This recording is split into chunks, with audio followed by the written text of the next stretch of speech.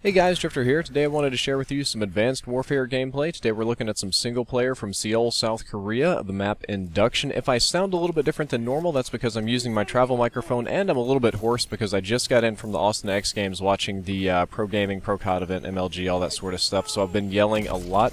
If you didn't notice, that's not glass on the outside of this drop pod. Those are actually cameras and monitors. It's kind of a futuristic design concept that you'll see on airplanes pretty soon, and you saw a little bit in Titanfall.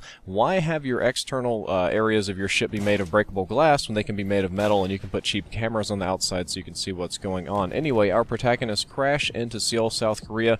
It is right in the middle of a war, very violent, very crazy looking, but in the interest of time, and especially of my hotel bandwidth here, I'm going to be skipping some of the more boring, let's look at the buildings and graphics and physics, sort of look at this panorama moments, and skip straight into the actual gameplay, because that is the most important part of any game, is not how pretty it looks, but how well it plays. And Advanced Warfare is kind of going for broke here. They're throwing everything in the kitchen sink at it. You do have your standard shoot the bad guys in the hallways moments. However, as you'll see very shortly, there's a whole lot of other crazy stuff. They kind of have this go big or go home attitude.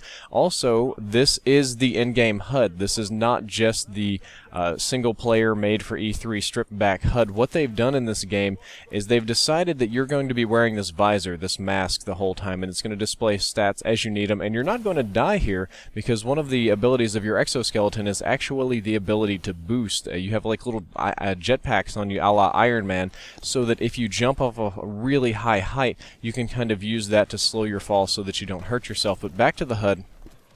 The game is going to run a very clean HUD, and since you have this visor on that works a lot like Google Glass, that works a lot like how we're going to imagine future technologies like augmented reality, VR glasses, that sort of thing, it overlays the stats of the weapons you pick up on the weapons themselves. If you get in a vehicle, it overlays the vehicle controls. If you need something on your minimap, on your HUD, on your radar, it overlays this on your screen in real time, very much so like what we're trying to do with real soldiers today.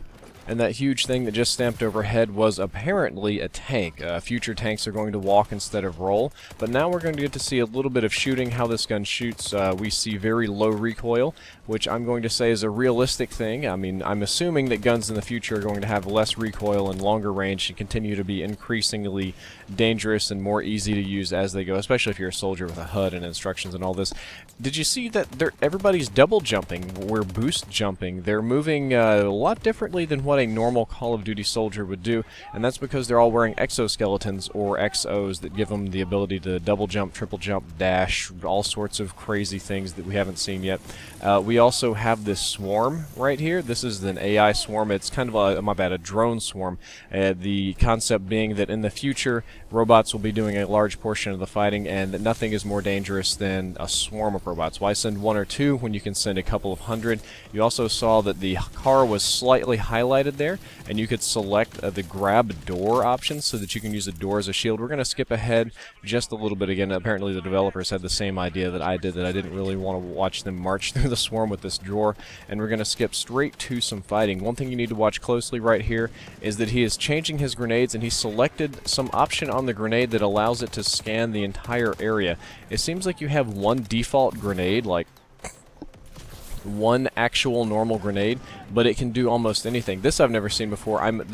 It seems like a sound weapon. Like, I wanted to call it a shotgun, but I don't think it's actually shooting buckshot or pellets. It seems like it's just blasting out a massive wave of energy or concussive force, like an explosion in your pocket. This is also pretty crazy. We have a shield that follows you, and when you shoot, it drops, and we're shooting lasers at people. This is what we would call an energy weapon. A laser is basically something that'll melt you or burn your skin or flesh and cut you into little pieces, so it kills very quickly.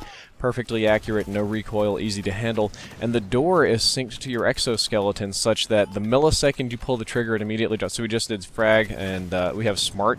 We've selected smart grenades. They're kind of like an IMS in your pocket. You chunk them up in the air, and they seek and home and destroy people. This is one of the things that I've seen that scares me. I'm okay with low recoil weapons. I'm okay with jumping and dashing and running, kind of weird because I grew up playing Quake and Unreal, but the smart grenades, you throw them up in the air. When it comes to multiplayer, I just see those as being like Sky IEDs or Sky IMSs. That's going to be difficult to balance until I see if it's even in multiplayer. I guess I can't really say if it's good or bad until I see the multiplayer and what it's got going on. I can't pass judgments, but I do believe it's going to be difficult to balance some of these things. Some of these things I think are going to be awesome and great in single player, and that they should just stay in single player and not come over and hang out in the multiplayer zone, like that shield that drops the second you want to shoot. Not sure if I'm such a big fan of that one either, or some of these exoskeleton abilities seem like they could be overpowered. I mean, we've already seen some cloaking and some other stuff in different trailers. And unless they're very, very, very short-lived or balanced or part of a kill streak or something like that, they just probably shouldn't be in multiplayer, because I could see them being very easily abused. Here at the end of the level, we've got the cutscene. That individual got his arm stuck in the ship. He blew it up anyway.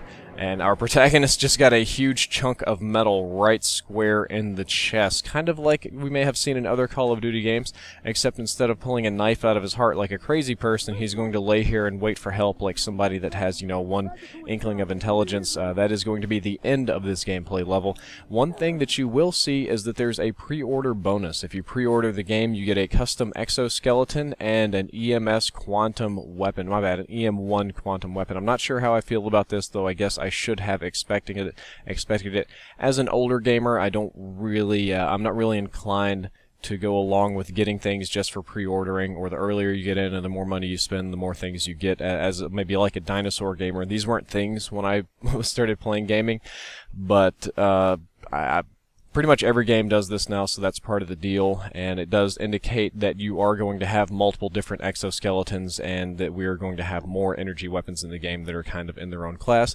I hope you enjoyed the commentary. I hope you enjoyed the video. If you did, don't forget to like, favorite, and subscribe. Drifter out.